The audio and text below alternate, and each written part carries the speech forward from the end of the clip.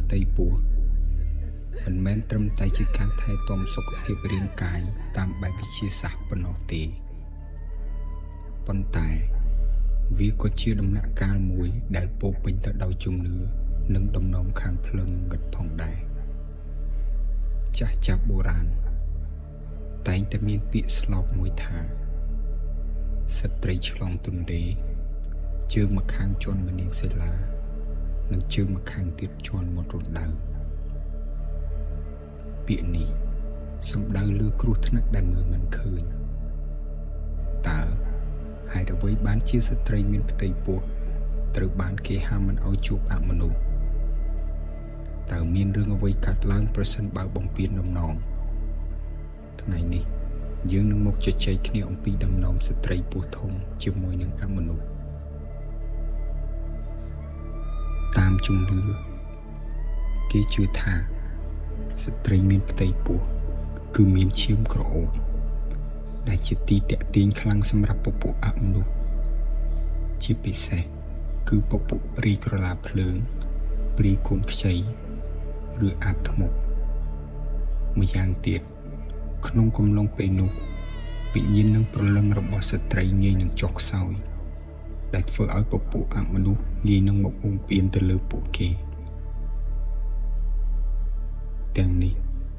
ជាមូលហេតុដែលនាំឲ្យមានដំណំជាច្រើន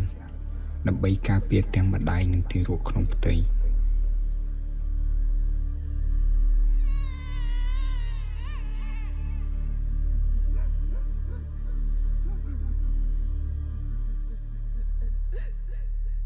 ដំណំដ៏ធំបំផុត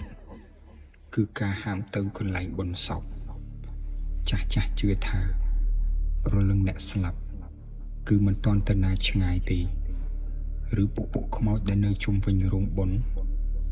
អាចនឹងមកតោងឬសុំស្ត្រីដែលមានផ្ទៃពោះចាប់ជាតិជាមួយនឹងកូនក្នុងផ្ទៃក្នុងន័យម្យ៉ាងទៀតគេខ្លាចទៅរកនៅក្នុងផ្ទៃភ័យខ្លាចនឹងបរិយាកាសវិញ្ញាណមិនល្អទាំងនោះ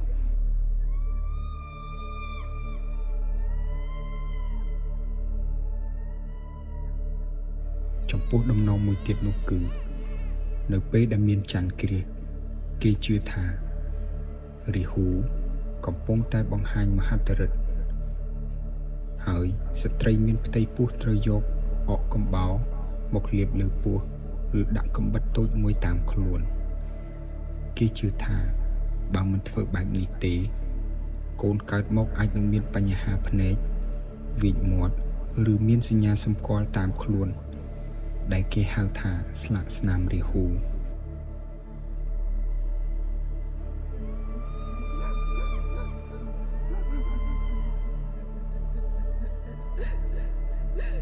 ហើយជំនឿបន្តទៅទៀតនោះគឺការងូតទឹកនៅពេលយប់ការងូតទឹកនៅពេលយប់គឺងាយនឹងត្រូវព្រាយទឹកឬអមនុស្សដែលអាស្រ័យនៅលើតាមដើមឈើធំយាយីទៅដល់ស្ត្រីដែលមានផ្ទៃពោះ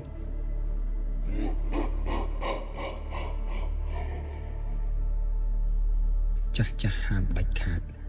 មិនឲ្យដើរក្រោមដើមជ្រៃ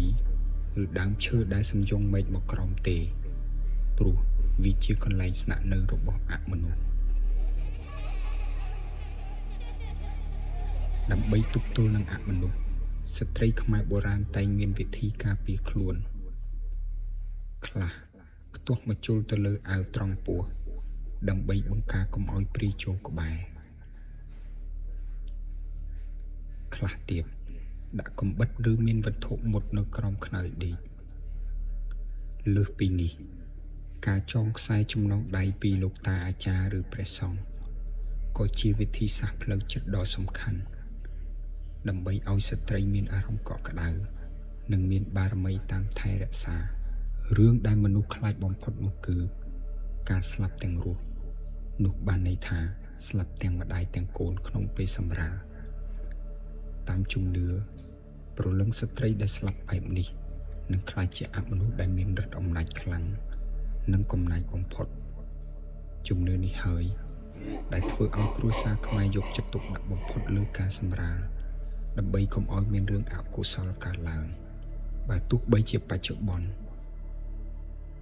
ទាំងផ្នែកវិទ្យាសាស្ត្រនិងវិទ្យាសាស្ត្រមានភាពរីកចម្រើនខ្លាំងក៏ដោយប៉ុន្តែដំណំជំនឿទាំងនេះនៅតែមានឥទ្ធិពលក្នុងសង្គមខ្មែរដំណំខ្លះអាចមើលទៅដូចជារឿងមិនគួរឲ្យជឿប៉ុន្តែវាបង្កប់នូវអត្ថន័យនៃការប្រុងប្រយ័ត្ននិងការផ្ដល់តម្លៃលើជីវិតថ្មីដែលជិតនឹងកើតមក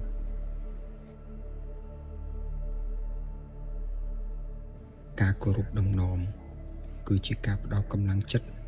និងសុវត្ថិភាពផ្លូវចិត្តសម្រាប់ស្ត្រីជាម្ដាយចុះអ្នកទាំងអស់គ្នាវិញតើអ្នកធ្លាប់ដំណំអ្វីផ្សេងទៀតដែលប្លែកដែរឬទេប្រសិនបើជាអ្នកទាំងអស់គ្នាធ្លាប់ជួបដំណំផ្សេងដែលខុសប្លែកពីការរៀបរាប់ខាងលើសូមបញ្ចេញមតិនៅខាងក្រោមហើយក៏សូមអរគុណសម្រាប់ការតាមដាននិងទស្សនានៅវីដេអូមួយនេះ